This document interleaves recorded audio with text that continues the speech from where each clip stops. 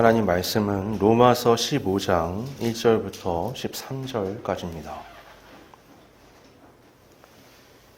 로마서 15장 1절부터 13절까지입니다. 봉독하겠습니다. 믿음이 강한 우리는 마땅히 믿음이 약한 자의 약점을 담당하고 자기를 기쁘게 하지 아니할 것이라. 우리 각 사람이 이웃을 기쁘게 하되 선을 이루고 덕을 세우도록 할지니라. 그리스도께서도 자기를 기쁘게 하지 아니하셨나니 기록된 바 주를 비방하는 자들의 비방이 내게 미쳤나이다 함과 같으니라. 무엇이든지 전에 기록된 바는 우리의 교훈을 위하여 기록된 것이니 우리로 하여금 인내로 또는 성경의 위로로 소망을 가지게 함이니라. 이제 인내와 위로의 하나님이 너희로 그리스도 예수를 본받아 서로 뜻이 같게 하여 주사 한 마음과 한 입으로 하나님 곧 우리 주 예수 그리스도의 아버지께 영광을 돌리게 하려 하노라. 그러므로 그리스도께서 우리를 받아 하나님께 영광을 돌리심과 같이 너희도 서로 받으라. 내가 말하노니 그리스도께서 하나님의 진실하심을 위하여 할례의 추종자가 되셨으니 이는 조상들에게 주신 약속들을 견고하게 하시고 이방인들도 그 긍휼하심으로 말미암아 하나님께 영광을 돌리게 하려 하심이라. 기록된 바 그러므로 내가 열방 중에서 주께 감사하고 주의 이름을 찬송하리로다 함과 같으니라. 또 이르되 열방들아 주의 백성과 함께 즐거워하라 하였으며 또 모든 열방들아 주를 찬양하며 모든 백성들아 그를 찬송하라 하였으며 또 이사야가 이르되 이새의 뿌리 곧 열방을 다스리기 위하여 일어나시는 이가 있으리니 열방이 그에게 소망을 두리라 하였느니라. 소망의 하나님이 모든 기쁨과 평강을 믿음 안에서 너희에게 충만하게 하사 성령의 능력으로 소망이 넘치게 하시기를 원하노라. 아멘. 우리 지난주 살펴본 로마서 14장 이제 후반절 말씀을 통해서 믿음을 따라 행한다는 게 구체적으로 어떤 건지 우리가 살펴봤습니다. 믿음을 따라 행한다는 건 하나님 앞에서 감정적으로 믿습니다 한 다음에 우기시의 삶을 사는 게 그런 게 아니라 이 믿음은 내가 아닌 하나님의 뜻에 근거를 두고 중심을 두고 나의 정당한 권리와 자유조차 제한하는 형태로 형제를 위해서 형제를 세우는 것이 곧 믿음을 따라 행하는 것이라는 것을 우리가 살펴봤어요. 그래서 믿음을 따라 행한다는 것, 하나님의 사랑으로 우리가 이웃과 함께 관계하며 살아가는 걸 의미하는 겁니다. 그것이 십자가를 통과한 성도의 표지라고 할 수 있습니다. 오늘 본문인 15장은 그 위대한 사랑의 실천을 한 단계 더 깊이 나아가게 합니다. 14장에서는 형제를 위해서 나의 권리를 사용하지 않는 것, 조금은 소극적인 형태의 형제 배려 또는 형제 사랑이 내용이었다면 오늘 본문에서는 적극적으로 형제의 짐을 내 어깨에 짊어지는 걸 얘기하는 겁니다. 1절 말씀 이렇게 말씀하죠. 믿음이 강한 우리는 마땅히 믿음이 약한 자의 약점을 담당하고 자기를 기쁘게 하지 아니할 것이라. 약한 자를 그냥 봐주고 받아들여 주라가 아니라 그 약한 자의 약점을 짊어지라라고 얘기하는 거예요. 약점이라 그러면 우리가 생각하기에 내가 기꺼이 짊어져 줄 만한 보기에 괜찮은 약한 점들로 생각할 수 있잖아요. 뭐 육체적인 힘이 약하다든가 아니면 뭐 정신적인 힘이 약하다든가 여러 가지가 있을 수 있는데, 그러나 이건 그런 거랑은 조금 다른 겁니다. 이 담당하다라는 건 이제 짐을 어깨에 둘러맨다는 뜻은 있는데, 그러니까 형제의 모난 성격, 답답한 신앙의 어떤 모습, 잦은 실수,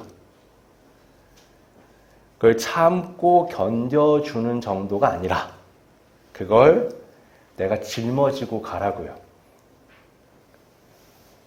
어렵죠. 교회에서 싸우는 건 그런 거잖아요. 왜 이걸 이렇게 했어? 이건 저렇게 했어? 이건 맞지가 않지? 어떻지?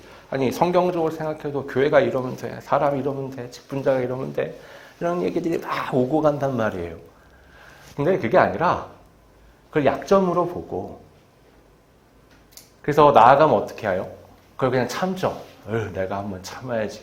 이러고 넘어가는데, 그게 아니라 그걸 어떻게 하라고요? 짊어지시라고요.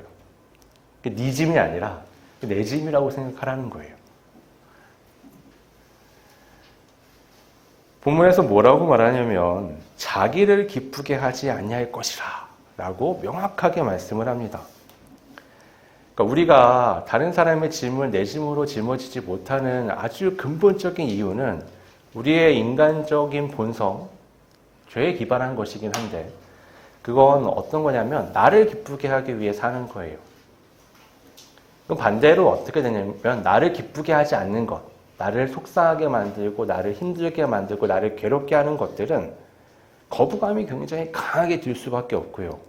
그게 타인을 통해서 흘러 들어온다면 그건 당연히 내 걸로 받아들일 수가 없는 겁니다. 왜냐하면 나는 나를 즐겁게 하는 게 나의 본성이고 삶의 목적이잖아요.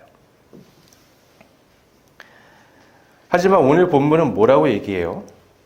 내 자아를 위해서, 나를 기쁘게 하기 위해서 살지 말라는 거예요. 내 기분이 좋고 내 뜻대로 교회가 움직이고 내 직분을 인정받아야 사람들이 교회 생활에 만족을 합니다. 그 얼마나 교회 생활조차 자기중심적인 거예요. 근데 바울은 이렇게 선포해요. 자기를 기쁘게 하지 마라. 대신 2절에 이웃을 기쁘게 하되 선을 이루고 덕을 세우라. 뭐 단순히 아부르라고 사람을 즐겁게 하라 이런 얘기가 아니에요. 선과 덕을 이루는 형태로 사람들을 기쁘게 하라라고 말씀을 합니다. 내가 왕이 되는 그 죄의 본성을 둔 자아에서 내려와서 종의 형태로 상대의 발을 씻어주라는 얘기예요. 덕을 세우고 선을 위하는 게 어떤 거예요? 상대의 더럽고 추한 부분들을 내가 감당해 주는 거죠. 이게 진정한 의미의 어떤 자아의 죽음이라고 말할 수 있어요.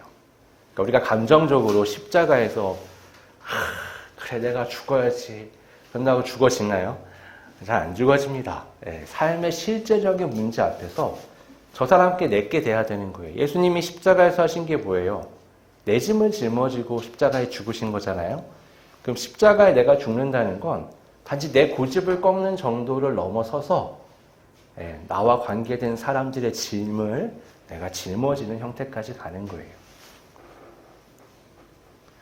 3절은 이렇게 말씀합니다. 그리스도께서도 자기를 기쁘게 하지 아니하셨나니 기록된 바 주를 비방하는 자들의 비방이 내게 미쳤나이다 함과 같으니라.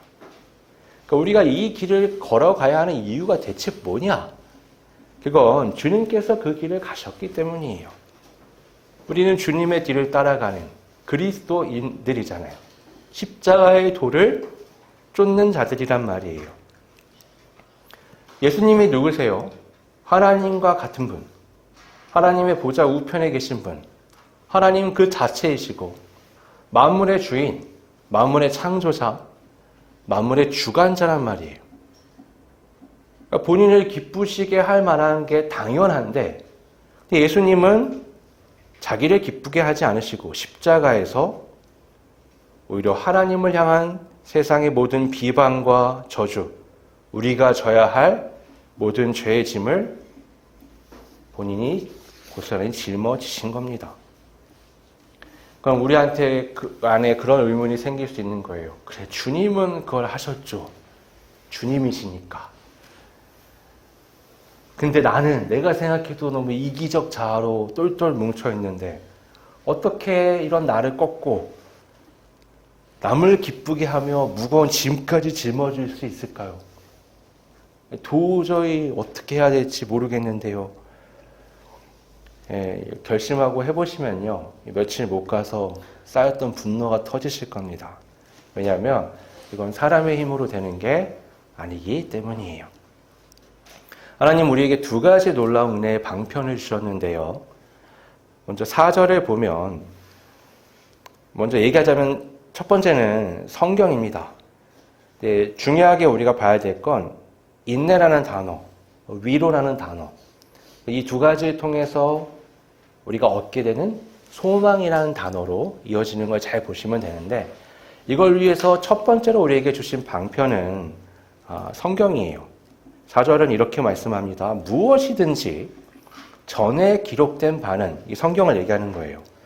우리의 교훈을 위하여 기록된 것이니. 자, 우리에게 가르쳐주기 위해서 기록됐다는 거죠. 우리로 하여금 인내로 또는 성경의 위로로 소망을 가지게 함이니라. 자, 이게 우리가 관계 속에서 십자가의 도를 따르는 자아를 죽이고 성제를 살리는 삶을 살고 싶은데 이게 안 된단 말이에요. 왜냐하면 우리 안에 나를 기쁘게 하는 자아가 있기 때문에 계속 이런 목소리가 나오는 거예요. 내가 왜 이렇게까지 해야 돼? 내가 언제까지 그래야 돼? 얼마까지 내가 사랑해줘야 돼? 내가 어디까지 참아줘야 돼? 막 이런 얘기들이 안에서 막 울려 퍼지는 거예요. 그래서 어떻게 해요? 성경을 보라고요. 사람을 보면 열만 맞습니다. 왜냐하면 우리는, 제가 항상 얘기하잖아요.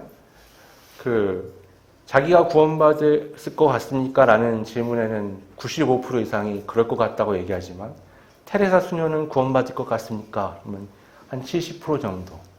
그보다 못한 사람들은 확 낮아져요. 그러니까 우리는 굉장히 교만한 마음으로 상대방을 봅니다. 근데 스스로 어떻게 생각하냐면, 나는 겸손해. 나는 평균이야. 나는 정도를 지켜. 이런 생각들을 하는 거예요. 그러니까 정말 큰 착각입니다.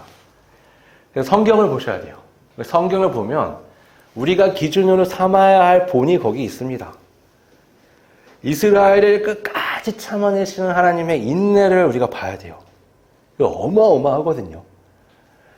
하나님께서 아담부터 시작해서 아브라함을 지나 족장산을 지나서 노예였던 이스라엘을 끌어다가 가나안 땅까지 가는 그 모든 과정과 가나안 땅 안에서도 결국에는 멸망의 길을 걸어가는 그 모두를 참고 인내하며 봐주고 심판했지만 다시 회복시키시고 그들을 끌어가시는 그 사랑은 이 세상 어떤 부모의 사랑과도 비교할 수 없는 놀라운 인내가 그 안에 들어있습니다. 또 어떻게 해요? 십자가에서 말없이 죽어가신 예수님의 그 위로를 우리가 만나야 되는 거예요. 주님이 모든 걸 짊어지시되 조금도 우리한테 뭐라 하지 않으세요. 심지어 자신을 십자가에 못 박아 죽이는 자들을 위해서도 조금의 말씀도 하지 않으십니다. 그게 우리잖아요. 우리가 예수님을 그렇게 했는데 예수님은 그 놀라운 사랑으로 품어내신단 말이에요. 그 위로를 우리가 경험하는 거예요. 사람을 보면 할 동력을 얻지 못하는데 성경을 보면 그 하나님의 놀라운 인내와 그리스도 예수를 통한 위로를 경험하며 할 수 있는 동력을 얻게 되는 겁니다. 그래야 이 관계에 소망이 생겨날 수 있어요. 두 번째 은혜의 방편은 하나님이 이렇게 말씀만 하시는 게 아니라 우리의 마음을 만져서 빚어주신다는 거예요. 5절에 이렇게 말씀합니다. 이제 인내와 위로의 하나님이 너희로 그리스도 예수를 본받아 서로 뜻이 같게 하여 주사. 자, 여러분, 우리가 성경 보고 자, 이렇게 합시다! 라고 앞에서 얘기하면 우리 마음이 그렇게 딱 되나요? 안 돼요. 잘 안 돼. 근데 어떻게 한다고요? 은혜와 인내와 위로의 하나님이 그렇게 하신다고요. 똑같은 마음, 요 한 마음으로 사람들이 다 통일될 수 있게끔 마음을 빚어주신다고요. 우리 안에 성령께서 계시거든요. 그러니까 내가 누군가를 사랑하고 소망하고 옛날하고 다르게 수용할 수 있고 그의 짐을 내가 짊어질 수 있는 마음이 생기고 그런 게 뭐예요? 내가 신앙생활을 오래 하고 잘하면서 수양을 쌓아가지고 여기까지 온 결과가 아니고요. 하나님께서 끊임없이 그게 불가능한 내 마음을 빚어주셔서 만드신 결과라고요. 나는 뭘 했죠? 말씀을 봤죠. 이제 그 말씀의 놀라운 영향이 내 안에 있는 거예요. 말씀을 성경은 뭐라고 얘기하죠? 나의 선 검이라고 얘기하죠. 뭐라고 얘기해요? 무엇도 쪼갤 수 있는 영과 혼과 골수. 그 당시 사람들이 생각하기에는 인간의 가장 근원적이고 내밀하며 도저히 영향을 어떤 것이 외부에서 미칠 수 없는 걸 그렇게 표현을 했는데 영과 혼과 골수라고 그걸 하나님의 말씀은 쪼개신다. 완전히 그걸 바꿔내신다는 거예요. 하나님은 우리가 예수님의 십자가를 바라볼 때 뾰족했던 내 자아를 부수세요. 도저히 섞일 수 없는 사람들의 마음을 하나로 녹여내십니다.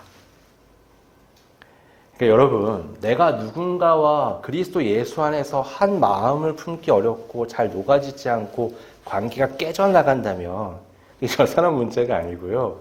이게 1차적으로는 내 문제예요. 내가 저 사람을 형제로 받아들이지 않는데요. 내가 저 사람을 형제로 받아들여야 저 사람의 약점이 내 짐이 되고 그게 내 것이 되고 그래 내가 말씀을 보며 나를 녹아내고 내가 변화돼서 그 사람의 짐을 짊어질 수 있는데 저 사람이 원수로 봐지면 절대 짊어질 수가 없는 거예요. 오히려 어떻게 해요? 조그만 거에도 예민해져서 각을 세우고 다투게 되는 거죠. 그래서 교회가 쪼개지고 박살나고 깨져나가는 겁니다. 자, 나를 부수면 그래서 사람들의 마음이 녹아지고 관계가 회복되면 결과가 어떻게 되느냐? 6절이 됩니다. 한 마음과 한 입으로 하나님 곧 우리 주 예수 그리스도의 아버지께 영광을 돌리게 하려 하노라. 자, 하나님께서 여러분 지잘났다고 떠들어대는 사람들이 서로의 정의와 생각을 가지고 그것도 자기들의 신앙이라고 말하며 하나님 앞에 무언가를 주장하며 다 다른 말을 하는 것을 원하지 않으실 거예요. 하나님의 창조 세계는 그런 게 아닙니다. 하나님은 뭘 원하시느냐? 모두가 하나님의 형상을 회복해서 그리스도 예수 안에 들어와서 그리스도 예수처럼 생각하고 그리스도 예수처럼 마음을 먹고 그리스도 예수처럼 살아가는 걸 원하시는 거예요. 그럼 모두가 그리스도 예수와 같이 되면 한 마음과 한 입이 되는 거예요. 오늘 이 6절에 나오잖아요. 한 마음과 한 입이 되면 어떻게 해요? 하나님, 곧 우리 주 예수 그리스도의 아버지께. 관계 형성이 그렇게 되잖아요. 하나님 앞에 나아가는데 그리스도 예수를 통해서 나아가는 거예요. 그리스도 예수의 마음과 같이, 그리스도 예수의 입과 같이 되어서 하나님께 나아가는 겁니다. 모두가요. 그때 아버지께 영광을 돌리게 하려 하노라. 하나님은 이 세계의 주인이세요. 하나님의 영광을 위해 이 모든 게 계획된 거예요. 우리는 그렇죠.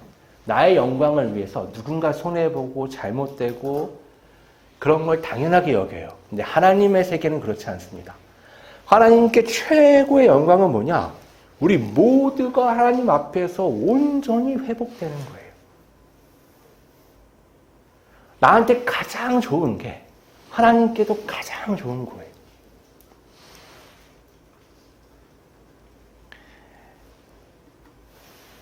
내가 내 힘을 빼야 됩니다. 그리고 하나님의 위로를 의지할 때 비로소 한 마음과 한 입에 다가갈 수 있게 되는 거예요. 그렇게 한 마음과 한 입이 돼서 성도들이 도달해야 할 가장 영광스러운 자리는 어디냐? 7절에 이렇게 말씀해요. 그러므로 그리스도께서 우리를 받아 하나님께 영광을 돌리심과 같이 너희도 서로 받으라. 자, 이 교회라는 울타리 안에 우리가 도달해야 되는데, 그러니까 이렇게 무늬만 형태적으로 교회를 갖추고 있다고 해서 교회가 아니라는 얘기를 하는 거예요. 교회 안으로 들어가는 건 뭐냐? 그리스도 예수께서 우리를 받아 하나님께 영광을 돌리심과 같이 너희도 서로 받으라는 거예요. 그러니까 예수님이 하신 것처럼 서로 받으라라고 말씀합니다. 여기에는 어떤 게 들어가는 거냐면 내 마음에 드는 사람 골라 사귀지 말라는 거예요. 나와 다른 형제를 있는 모습 그대로 가슴으로 품으라는 겁니다. 기준은 아주 분명해요. 그리스도께서 자약 없는 나를, 원수 되었던 나를 십자가의 피로 받아주신 것처럼 받으라는 거예요. 여러분, 이게요, 서로 받으라는 게 하나님이 너네들 교인이니까 서로 사이좋게 지내야 되지 않겠니? 이런 게 아니에요. 그런 윤리적인 차원을 넘어서서 이건 하나님의 아주 큰 구원의 계획을 성취하는 것을 증명하는 겁니다. 바울이 편지를 쓸 때 이 편지의 수신자인 로마 교인들은 맹렬히 서로를 비난하는 두 그룹으로 나눠져 있었어요. 하나는 유대인 그리스도인 그룹, 하나는 이방인 그리스도인 그룹이에요. 거의 물과 기름처럼 섞일 수가 없는 지금 상황이었어요. 유대인들은 뭘 굉장히 중요하게 생각하죠? 율법, 약속. 이거 굉장히 중요해요. 이방인 그리스도인은 뭘 굉장히 중요하게 생각하죠? 은혜. 우리한테는 다 똑같아 보이잖아요. 근데 이때는 다른 거예요. 그리스도를 통해서 하나님의 은혜 안에 우리가 다 들어갔어. 그럼 유대인 그리스도인은 왜 그렇게 율법을, 약속을 강조했을까요? 그게 나를 특별하게 해주잖아요. 이방인 그리스도인들은 왜 그렇게 은혜를 강조했을까요? 그래야 하나님과 내가 상관 있게 되잖아요. 근데 보니까 어때요? 너는 싫어해요. 너는 싫어. 그러니까 교회 안에 두 패가 갈라져서 예배도 드리고 뭐도 하고 뭐도 하는데 맨날 패가 갈라져가지고 당을 짓는 거예요. 굉장히 좋지 않은 상황이 되는 거죠. 네, 바울이 그렇게 얘기하는 거예요. 이건 그런 게 아니야. 유대인들에게 주신 그 하나님의 약속, 그 진실하심을 따라서 구원을 받았어. 그리고 아무 약속도 없던 이방인들이 그 그리스도 예수의 십자가를 통해서 베풀어 주시는 하나님의 긍휼하심 때문에 구원을 받았어. 라고 얘기하는 거예요.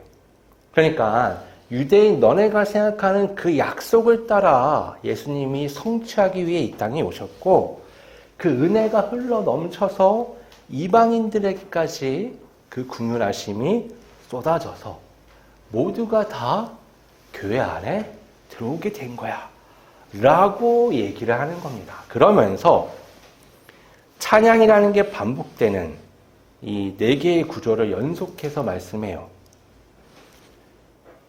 이게 율법서, 역사서, 시가서, 선지서. 그래서 이게 한 구절씩 따온 건데 이게 성경 구약 전체를 관통하는 맥락이 있습니다. 구절을 보면 이건 시편인데요. 유대인의 왕인 다윗이 이방인 중에서 찬양을 합니다. 내용이 그래요. 유대인인 다윗이 이방인 중에서 찬양하는 거예요. 10절에 있는 신명기 말씀인데 이제는 어떻게 이방인들이 유대인과 함께 즐거워하며 찬양합니다. 한 단계 나아갔죠. 앞에는 유대인이 이방인 중에서 찬양하는 거였다면 이제 이방인이 유대인들과 함께 찬양해요. 11절은 시편 117편인데 이제는 아예 모든 이방인들이 스스로 주도적으로 하나님을 찬양합니다. 유대인 없이. 확장됐죠 또. 그 다음에 12절 이사야서에 이르면 열방, 이방인을 다스리기 위해 일어나신 그리스도께서 모든 이방인들이 완전한 소망을 두며 엎드리는 구원의 완성을 이루십니다. 이 완성이 이루어져요. 그러니까 이 교회라는 큰 울타리가 우리는 지역교회를 너무 생각하는데요. 하나님이 생각하시는 교회는 그게 아니라 전 우주적이고 세계적인 교회의 확장이에요. 이 거대한 울타리 아래 믿는 자들이 들어가는 겁니다. 그래서 어떻게 해요? 그 이방인들까지 그리스도 예수 안에서 완전한 소망에 이르는 것을 바라고 계시는 거예요. 그러니까 바울이 지금 뭘 얘기하고 싶어 하는지 아시겠죠? 이 우주적인 합창단을 이루는 걸 얘기하는 거예요. 도저히 이 세계가 죄에 물들고 모든 사람이 타락했고 유대인과 이방인이 섞이기 힘들었던 하나님과 사람이 원수되었던 그 모든 파괴된 세계가 점점 회복되어 그리스도 예수 안에서 하나의 합창단이 되어 하나님의 영광을 찬양하는 형태로 회복되는 걸 그리고 있는 거예요. 그러니까 사람들 개인이 관계 속에서 말하는 문제라는 게 얼마나 초라하고 보잘것없는 것들인지 우리가 알 수 있는 거예요. 로마 안에서 뭐예요? 그 고기 먹냐 먹지 않냐 그런 거 때문에 싸운다는 게 그게 너무 하찮은 게 돼버리는 거예요. 정치색이 다르다는 거 하찮은 게 돼버리는 거예요. 내 자존심이 상했다. 그 하찮은 문제가 되는 겁니다. 그런 걸로 형제를 비판하고 교회를 찢어놓는다. 그건 예수 그리스도의 십자가를 헛되게 만드는 겁니다. 그 하나님께서 계획하신 이 우주적인 합창단의 완성을 망쳐버리는 불협화음을 내는 거예요. 이건 끔찍한 반역입니다. 그러니까 단지 내가 하기 힘들어요가 아니고요. 이걸 안 하면요, 여러분, 그리스도 예수의 뒤를 쫓아 십자가를 지는 삶을 살고 있다라고 말하기 어려운 거예요. 그 길을 가지 않는다는 얘기는 뭐예요? 이게 믿음의 문제랑 상관이 생기는 거예요. 나는 하나님의 말씀이 아닌 내 생각과 자존심, 내가 중요하게 생각하는 세상의 상식, 이념, 지식을 쫓아 삶을 살겠다고 얘기하는 것과 같은 거예요. 그게 뭐예요? 아담이 했던 거잖아요. 하나님 이렇게 말씀하시지만 저는 이렇게 생각합니다. 저는 이런 근거가 있고요. 그러면 그게 어떻게 구원의 길을 걷는 거라고 말할 수 있겠어요?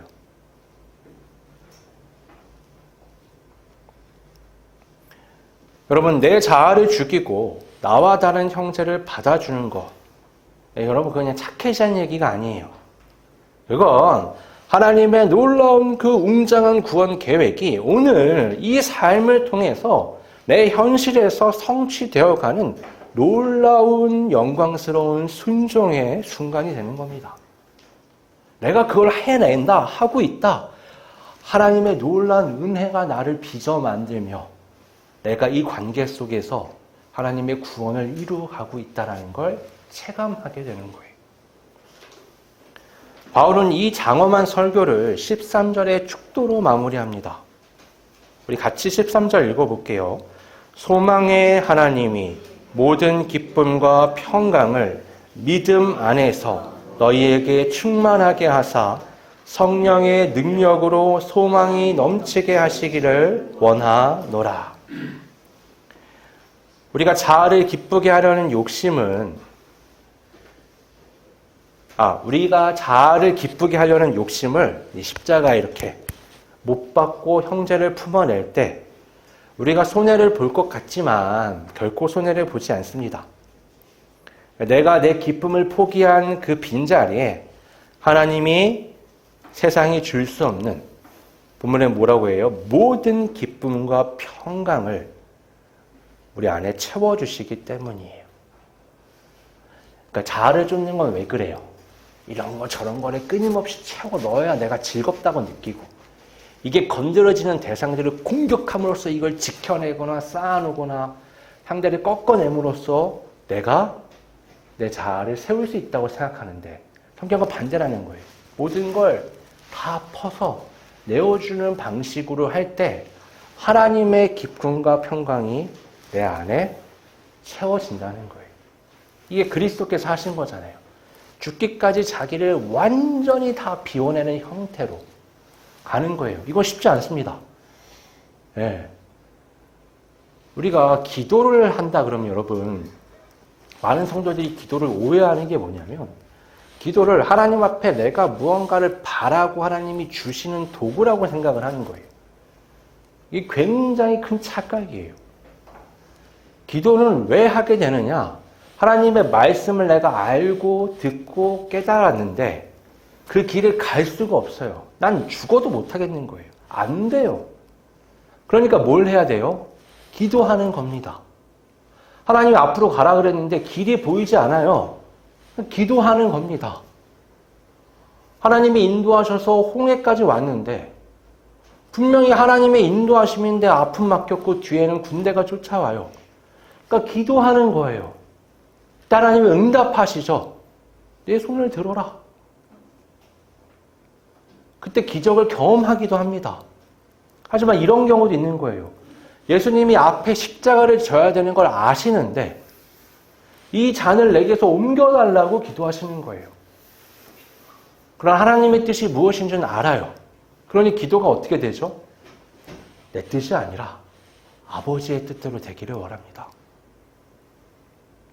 땀방울이 핏방울처럼 되는 극심한 스트레스와 고통의 삶의 문제 앞에서 죽음을 강구하고 쏟아내는 그 기도를 통해서 도달한 게 뭐예요? 내 뜻이 아니라 아버지의 뜻을 따라 나를 비우겠습니다.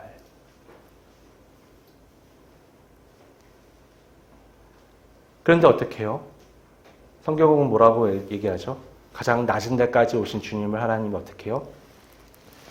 들어서 가장 높은 곳으로 하나님의 보좌 우편에 앉히셨다고요. 우리가 하나님을 믿는다는 건 그걸 믿는 거예요. 내가 손해보고 내가 바보 같고 세상의 눈으로 보면 이해되지 않는, 마치 노아가 하나님의 구원 계획을 따라 방주를 짓는 삶을 100년 넘게 살았던 것처럼 도대체 저게 뭐 하는 건가라는 이해되지 않는 삶을 살아갈 때 세상이 아닌 하나님께로부터 오는 기쁨과 평강을 경험하는 것, 세상이 줄 수 없는 평안을 경험하는 것, 그게 우리가 이 삶을 살아가는 이유가 되는 겁니다. 그리하여 우리 교회가 서로를 비판하는 소리가 멈추고 나와 다른 지체를 가슴으로 받아내어 한마음 한입으로 하나님을 찬양하는 영광스러운 우주적 합창단으로 우뚝 서기를 주님의 이름으로 간절히 축원합니다. 아버지 하나님, 세상은 자기를 사랑하라 말합니다. 세상은 자신을 높이라고 말합니다. 세상은 내 있는 모습 그대로가 아주 대단한 가치가 있는 것처럼 말합니다. 그러나 아버지 하나님, 우리는 성경을 통해서 그 거울을 통해 그 티없고 왜곡되지 않은 맑음을 통해 내가 어떤 자인지 확인하였습니다.